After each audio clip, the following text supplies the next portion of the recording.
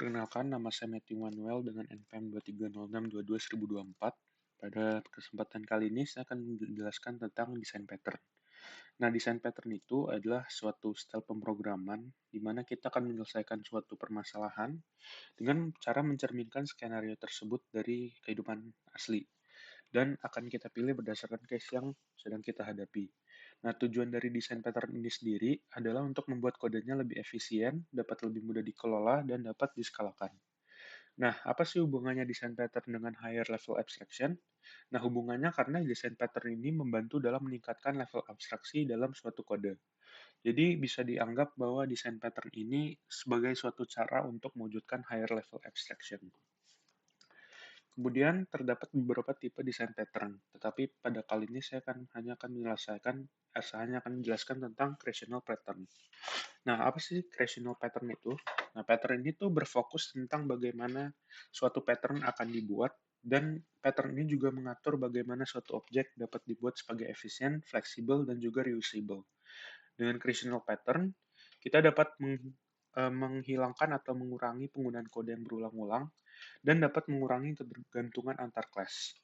Nah, gimana sih kita menggunakan creational pattern? Contohnya itu saat kita akan membuat aplikasi dengan suatu settings yang sinkron antara halaman-halamannya. Jadi, contohnya kita pakai singleton pattern. Nah, jadi kita hanya akan membuat satu objek settings, sehingga kalau kita mengubah di objek settings ini, di semua halaman juga akan langsung terlihat perubahannya. Kemudian, ada beberapa implementasi dari creational pattern, yaitu yang pertama di singleton pattern. Pattern ini tuh memastikan bahwa di suatu kelas hanya ada satu instan. Selain itu, dia juga akan memberikan global access terhadap kelas yang tadi. Nah, pattern itu digunakan untuk objek yang bersifat global. Contoh implementasinya di sini ada class singleton. Nah, class singleton ini kita akan membuat dia bisa diakses secara global. Kemudian kita akan mendeklarasikan variable statis yang akan menyimpan instan dari class singleton ini.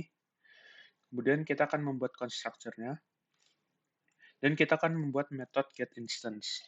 Nah, ini tuh untuk mendapatkan instance dari kelas singleton tadi. Nah, di sini kita if instance sama dengan null, maka kita akan membuat instance yang baru. Jika tidak, maka kita akan mengembalikan instance yang telah dibuat. Nah, kenapa ini dibuat? Itu untuk memastikan hanya ada satu instance yang akan dibuat. Kemudian kita akan menguji singleton tadi. Kita akan memanggil singleton getInstance untuk mendapatkan instance pertama, dan getInstance lagi untuk mendapatkan instance kedua. Kemudian kita akan mengecek apakah kedua instance ini sama atau tidak. Harusnya, karena sama, maka kita akan mengeprint true. Kemudian ada factory method pattern. Nah, pattern ini tuh akan membuat objek tanpa harus mengetahui secara tepat kelas mana yang akan dibuat. Dengan factory method ini, kita akan dapat mengubah suatu tipe objek dengan fleksibel tanpa harus merubah kode yang telah kita buat. Di sini kita akan ada contoh implementasinya.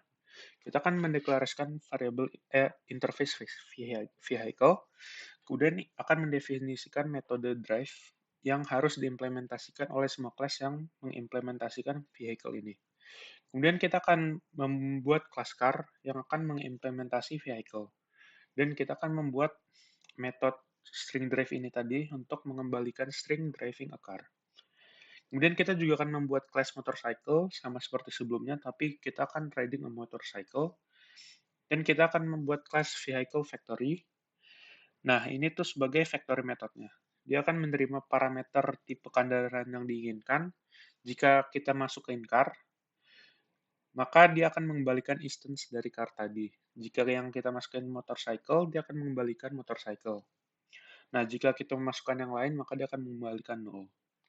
Nah, di sini kita akan coba untuk mengetesnya.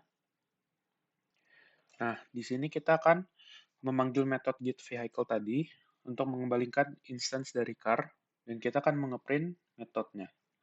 Apakah kita akan mengeprint driving a car atau driving a motorcycle.